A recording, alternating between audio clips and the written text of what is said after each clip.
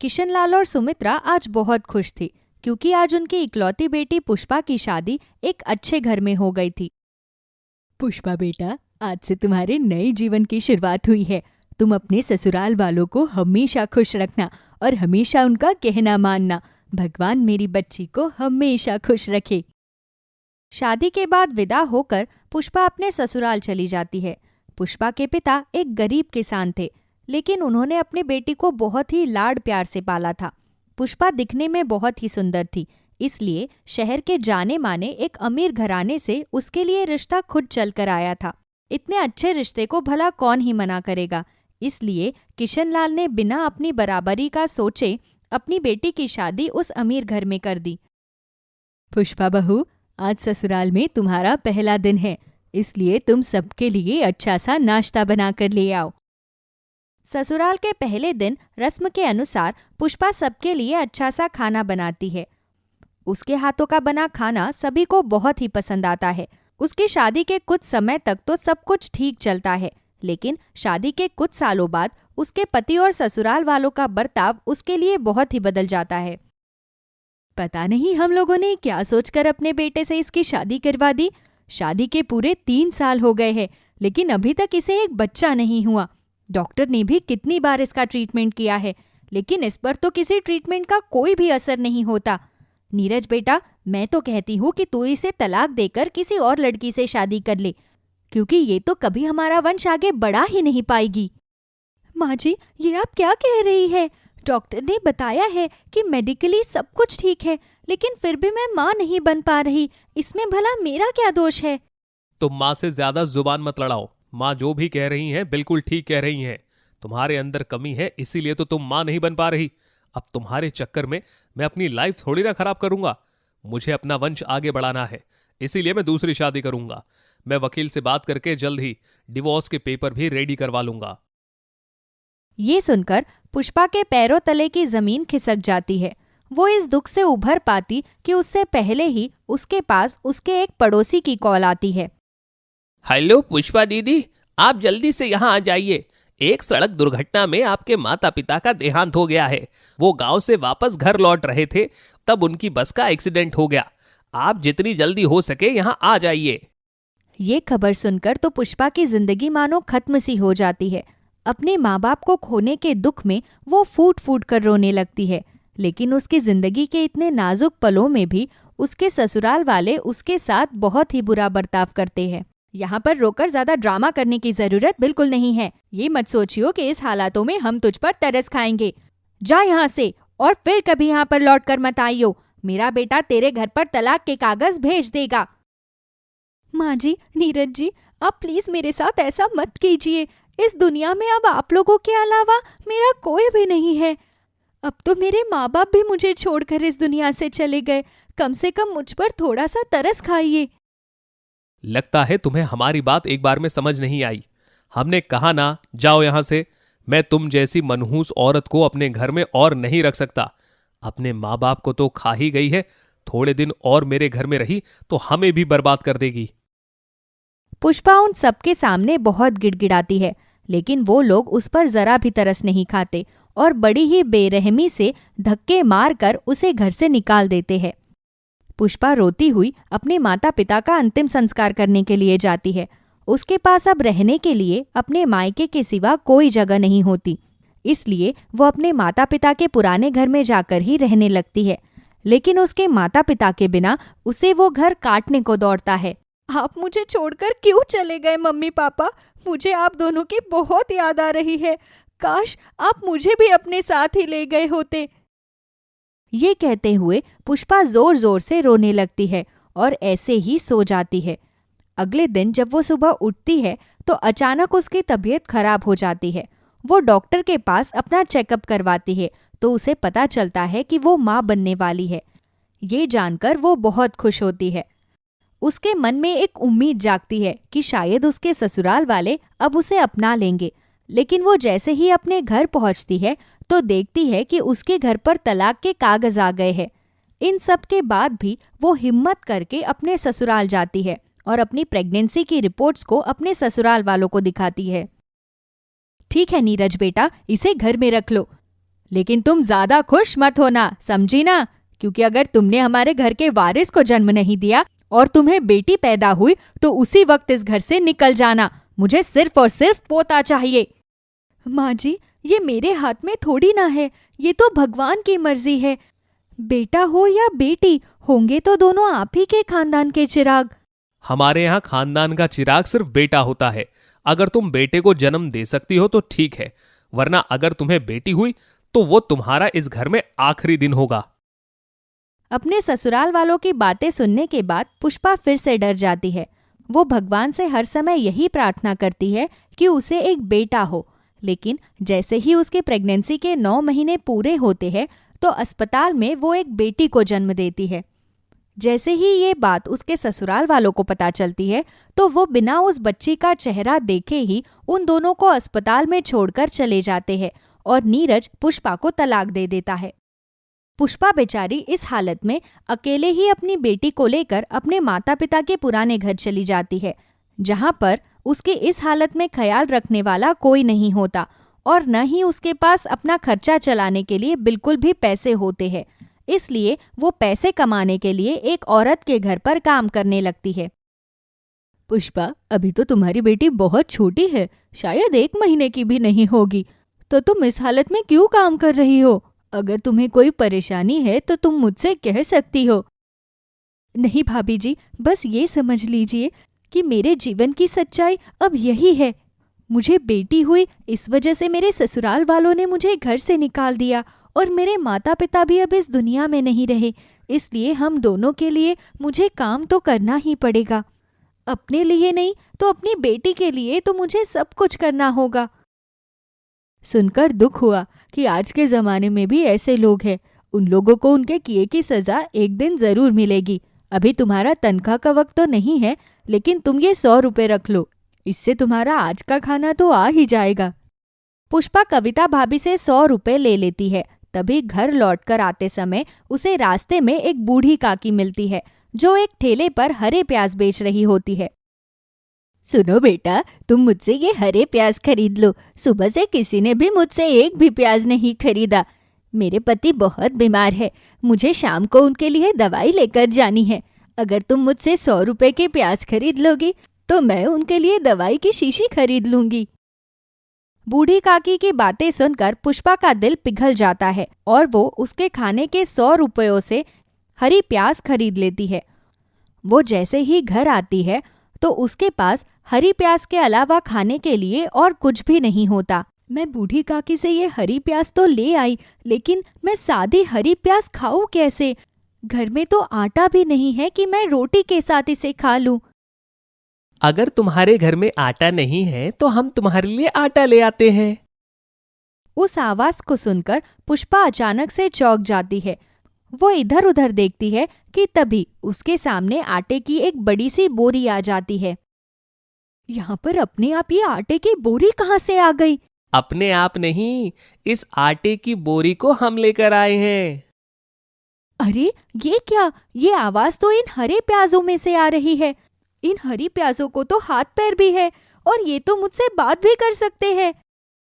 हाँ, तुमने अपने स्वार्थ के बारे में ना सोचकर उस बूढ़ी काकी की मदद की, इसीलिए अब हम तुम्हारी मदद कर रहे हैं। तुम हमसे जो भी मदद मांगोगी हम तुम्हारी वो मदद करेंगे, क्योंकि हम जादुई प्याज हैं। अगर तुम सचमुच जादुई प्याज हो तो मेरी एक मदद कर दो। मेरे घर में कभी राशन खत्म ना हो और मेरे बच्चे को कभी किसी चीज की परेशानी ना हो, उसे कभी भूखा ना सोना पड़े। अगर मैं भूखी रहूंगी तो वो भी भूखी रह जाएगी। ठीक है पुष्पा, हमारा ये जादू है कि तुम्हारे घर में कभी राशन खत्म नहीं होगा और हम तुम्हारे इस पुराने घर को बिल्कुल नया बना देंगे। जादुई हरा प्याज अपने हाथों को हवा में घुमाता है तो देखते ही देखते पुष्पा के माता पिता का पुराना टूटा फूटा घर बिल्कुल सुंदर नए घर में बदल जाता है और उसकी रसोई बहुत सारे राशन से भर जाती है। हमने तुम्हारी रसोई को ढेर सारे राशन से भर दिया है। अब तुम्हारी रसोई में ये राशन कभी खत्म नहीं होगा। तुम इसमें से जितना राशन इस्तेमाल करती जाओगी उतना ही राशन तुम्हारी रसोई में वापस से भर जाएगा। साथ ही मैं तुम्हारे लिए सब्जियों की एक दुकान भी खोल दूंगा। तुम उन सब्जियों को बेचकर अपनी बेटी को पालना। तुम उस दुकान में जितनी भी सब्जियां बेचोगी वो कभी खत्म नहीं होंगी। इतना कहकर जादुई हरा प्याज फिर से अपना जादू करता है तो पुष्पा के घर के सामने एक बहुत ही बड़ी सब्जी की दुकान बन जाती है। मैंने अब तुम्हारी मदद कर दी है, इसीलिए अब मुझे यहां से जाना होगा। बस तुम एक बात का हमेशा ध्यान रखना कि हमेशा ऐसे ही नेक दिल रहना, क्योंकि जिस दिन तुम अपनी नेक दिली छोड़ दोगी उस दिन मेरा किया हुआ ये जादू खत्म हो जाएगा। नहीं जादुई हरे प्याज, मैं ऐसा कभी नहीं करूंगी। मैं तुमसे वादा करती हूँ, जिस तरह आज तुमने मेरी इतनी मदद की उसी तरह मैं भी हमेशा गरीब और जरूरतमंद लोगों की मदद करूंगी। तुम्हारा बहुत बहुत धन्यवाद। पुष्पा की मदद करके जादुई हरा प्याज वहां से गायब हो जाते हैं। उस दिन के बाद से पुष्पा अपनी सब्जियों की दुकान में सब्जियां बेचकर अपनी बेटी का पालन पोषण करती है। साथ ही जब भी कोई जरूरतमंद उससे मदद मांगने आता तो वो कभी भी किसी की मदद करने के लिए मना नहीं करती और अपनी बेटी के साथ खुशी खुशी अपना जीवन जीती है।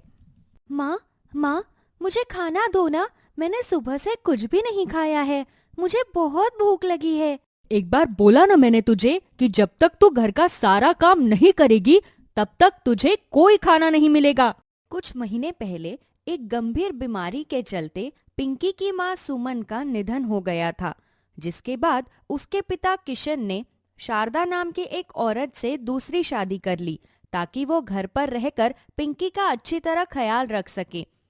लेकिन शारदा पिंकी के साथ हमेशा एक सौतेली माँ के जैसा व्यवहार करती थी और किशन की गैर मौजूदगी में वो पिंकी को खूब मारा पीटा करती थी और किशन के घर आते ही उसके सामने भोली बनने का नाटक करती थी। सुन, थोड़ी देर में तेरे पिताजी आने वाले हैं, ये ले खा ले खाना, और अगर उनके सामने अपनी जुबान खोली तो पता है ना तुझे मैं तेरे साथ क्या करूंगी। नहीं माँ, मैं पिताजी से कुछ भी नहीं कहूंगी, बस तुम मुझे मारना मत। थोड़ी देर बाद किशन काम से घर आता है तो सबसे पहले अपनी बेटी पिंकी से मिलने उसके पास जाता है। मेरी बच्ची क्या कर रही है? क्या मेरी बच्ची ने खाना खा लिया? हाँ पिताजी, मैंने खाना खा लिया, अब आप भी खाना खा लीजिए। किशन खाना खाने के लिए पिंकी के कमरे से बाहर जा ही रहा होता है कि तभी उसकी नजर पिंकी के हाथ पर पड़ती है। पिंकी बेटा, ये तुम्हारे हाथ को क्या हुआ? तुम्हारे हाथ पर इतना बड़ा नील कैसे पड़ गया? किशन के मुंह से ये बात सुनकर शारदा दौड़ती हुई कमरे में आती है ताकि वो किशन का ध्यान पिंकी की चोट से बटा सके। चलिए ना, खाना ठंडा हो रहा है, बाद में बात कर लेना पिंकी से, वो थोड़ी ना कहीं जा रही है। एक मिनट शारदा, बताओ बेटा, तुम्हारे हाथ में ये नील कैसे पड़ गया?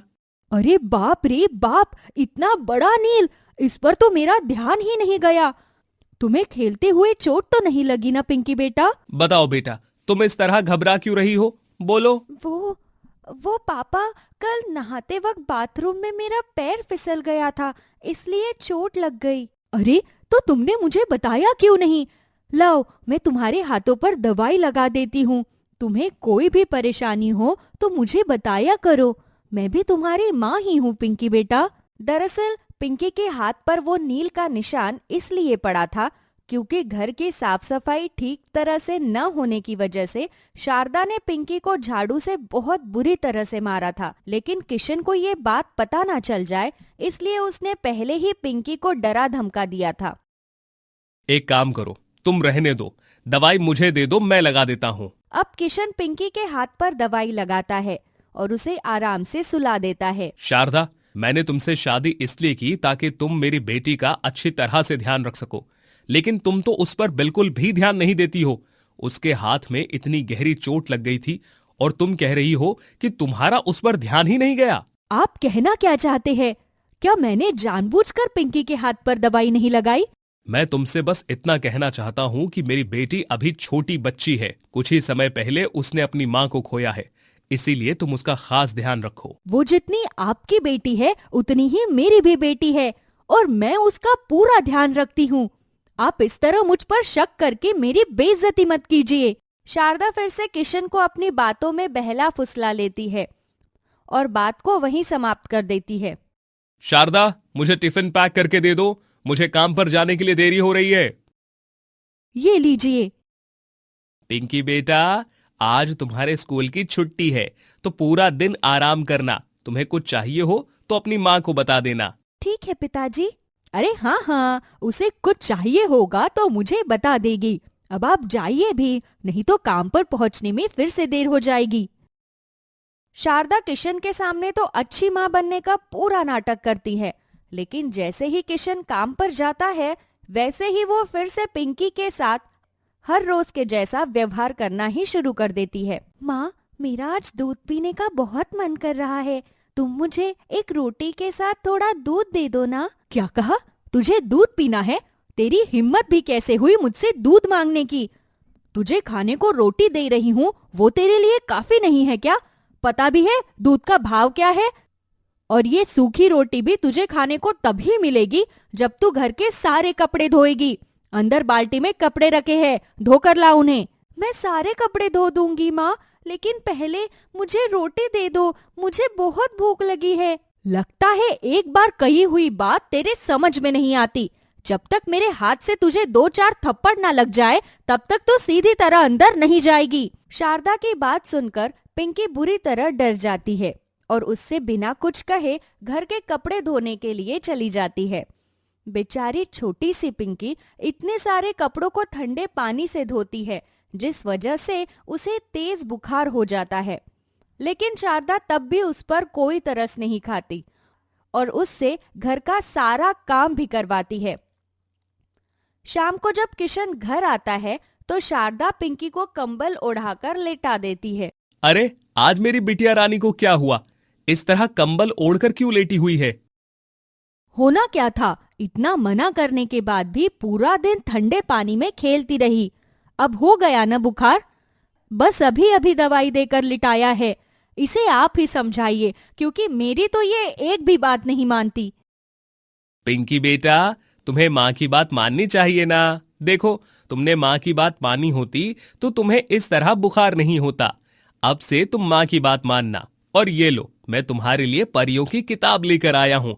इसमें परियों की बहुत सारी कहानियां हैं। तुम इस किताब को पढ़ना, तुम्हें ये किताब बहुत पसंद आएगी। परियों की किताब को देखकर पिंकी बहुत खुश हो जाती है और जब रात को सब लोग सो जाते हैं तो वो परियों की उस किताब को अपने बिस्तर पर बैठकर पढ़ते हुए कहती है, इस किताब में तो लिखा है कि परियां मुसीबत में फंसे लोगों की मदद करती है और छोटे बच्चों की बेस्ट फ्रेंड्स होती है। तो फिर अगर मैं किसी परी को याद करूंगी तो क्या वो परी मेरे पास आ जाएगी?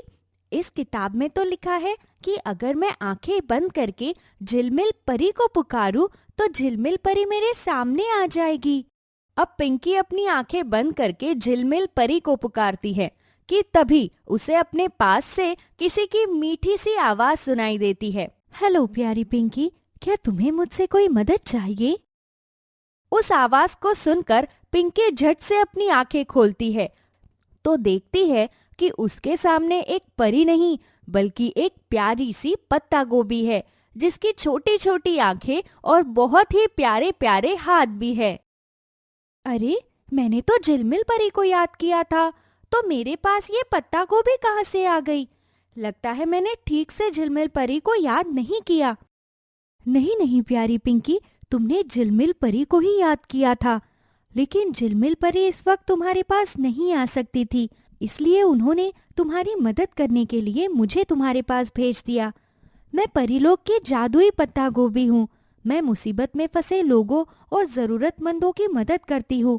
तुम बताओ, तुम्हें मुझसे क्या मदद चाहिए? जादुई पत्ता गोभी से बात करते हुए पिंकी की आंखों में अचानक आंसू आ जाते हैं। उसकी आंखों में आंसू देखकर जादुई पत्ता गोभी उसके आंसू पोंछती है। क्या हुआ प्यारी पिंकी, तुम इस तरह रो क्यों रही हो? क्या कोई तुम्हें परेशान करता है? जादुई पत्ता गोभी, कुछ समय पहले मेरी माँ भगवान जी के पास चली गई थी। मेरी माँ मुझसे बहुत प्यार करती थी। मुझे अपनी माँ की बहुत याद आती है। मेरी माँ कभी भी मुझे नहीं मारती थी, लेकिन मेरी दूसरी माँ मुझे बहुत मारती है और मुझे ठीक से खाना भी नहीं देती। और कहती है कि अगर मैंने पिताजी को कुछ भी बताया तो वो मुझे और मारेंगी। वो जब मुझे मारती है तो मुझे बहुत दर्द होता है। तुम प्लीज मुझे उनसे बचा लो, मुझे उनसे बहुत डर लगता है। अच्छा, तो ऐसी बात है। तुम चिंता मत करो प्यारी पिंकी, तुम्हारी माँ को तो मैं अच्छा सबक सिखाऊंगी। उसके बाद वो तुम्हें मारना तो दूर की बात है, तुम्हें डांटने के लिए भी 1000 बार सोचेंगी। अब तुम डरो मत और आराम से सो जाओ। मैं कल तुम्हारी माँ को अच्छी तरह समझा दूंगी। ओके जादुई पत्ता गोभी, तुम भी सो जाओ। अब अगले दिन जब किशन काम पर चला जाता है तो शारदा पिंकी के पास आकर उसे घर का काम करने के लिए डांटने लगती है, लेकिन पिंकी की तबीयत खराब होने के कारण वो काम नहीं कर पाती। तो शारदा उसकी पिटाई करने के लिए एक लकड़ी की छड़ी उठाकर लाती है। माँ, तुम जानती हो कि मेरी तबीयत खराब है, फिर भी तुम मेरी पिटाई करने के लिए उस झाड़ू को लेकर आ रही हो। मुझे मत मारो, मुझे बहुत दर्द होता है। जब तक तेरी पिटाई नहीं होगी, तुझे दर्द नहीं होगा, तब तक तू थोड़ी ना कोई काम करेगी। अच्छा, तो ऐसी बात है। ये किसकी आवाज है? कौन है यहाँ पर? यहाँ पर पिंकी की दोस्त जादुई पत्ता गोभी है, जो अब तुम्हें तुम्हारी करनी का अच्छी तरह सबक सिखाएगी। बेचारी छोटी सी बच्ची पर इतने जुल्म करती हो, उससे घर का काम करवाती हो और उसे डंडे से पीटती हो। तुम्हारे अंदर तो जरा भी दया और ममता नहीं है। बेचारी मासूम सी बच्ची के ऊपर इतना अत्याचार, तुम्हें तो अब मैं सीधा करूंगी। जादुई पत्ता गोभी अब उस लकड़ी के डंडे को इशारा करती है और वो डंडा शारदा के हाथ से छूटकर उसी की जोरदार पिटाई करने लगता है। जब शारदा को उस डंडे से मार पड़ती है तो दर्द के मारे वो बुरी तरह से चिल्लाने लगती है। अरे अरे, छोड़ दो मुझे, बहुत दर्द हो रहा है। हे भगवान, ये कैसी पत्ता गोभी आ गई मेरे घर में? अरे कोई तो बचाओ मुझे। आज तुम जी भरकर चिल्लाओ शारदा, आज कोई तुम्हारी मदद करने नहीं आएगा। याद करो, जब हर रोज तुम इस मासूम सी बच्ची को मारती पीटती हो तो इसे कितना दर्द होता होगा। अगर तुम इसका ध्यान नहीं रख सकती तो कम से कम इसके साथ इस तरह बुरा बर्ताव तो मत करो। तुम्हारी वजह से छोटी सी बच्ची ने कितना कुछ झेला। मैं तुम्हें बिल्कुल माफ नहीं करूंगी। सुनो लकड़ी के डंडे, इसे और जोर से मारो। जादुई पत्ता गोभी के इतना कहते ही वो लकड़ी का डंडा शारदा को जोर जोर से पीटने लगता है। देखते ही देखते थोड़ी देर में डंडे की मार की वजह से शारदा का पूरा शरीर गहरे नीले रंग का हो जाता है। दर्द के मारे अब शारदा जोर जोर से रोती हुई जमीन पर गिर जाती है। मुझे माफ कर दो, मैं आज के बाद फिर कभी पिंकी को नहीं मारूंगी। मुझसे बहुत बड़ी गलती हो गई।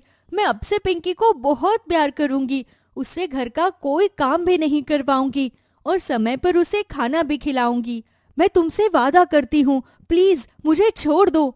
अच्छा, अगर तुम ऐसा कह रही हो तो मैं तुम्हें छोड़ देती हूँ, लेकिन एक बात अच्छे से याद रखना कि मैं जादुई पत्ता गोभी हूँ।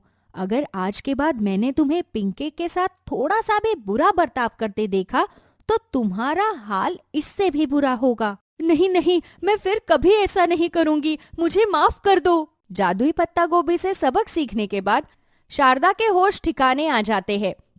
उस दिन के बाद से वो पिंकी के साथ कभी भी बुरा बर्ताव नहीं करती, बल्कि उसके साथ बहुत प्यार से रहती है और हमेशा उसका अच्छे से ध्यान भी रखती है।